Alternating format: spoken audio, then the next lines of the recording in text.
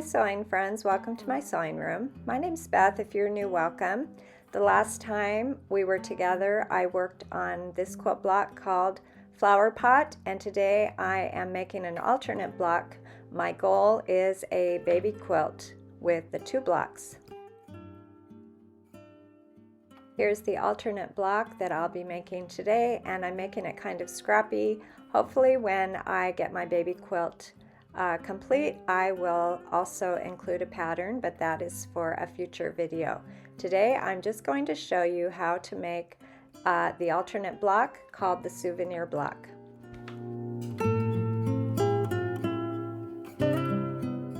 This block requires some 2.5-inch squares. I need 4 of the background, and for my block I'm using 4 green.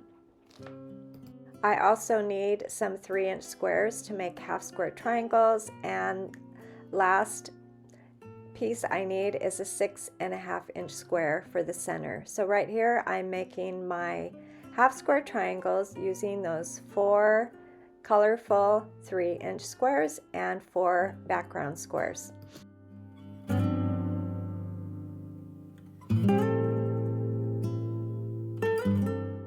I'll draw a pencil line diagonally on the back of all of those background squares after I have them together, those little pairs of squares, and then I will put a seam on both sides of the pencil line. I'll cut along that pencil line, then I'll press and I'll trim all of my half square triangles to 2.5 inches.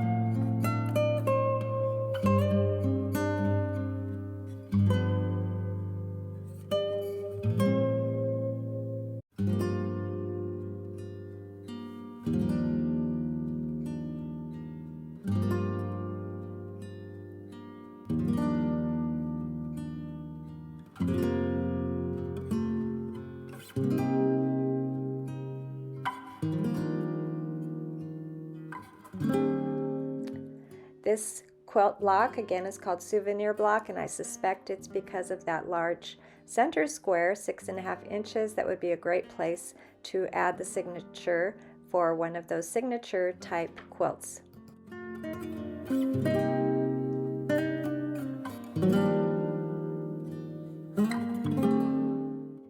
After all my half square triangles are ready to go, all I need to do now is lay everything out and sew it together.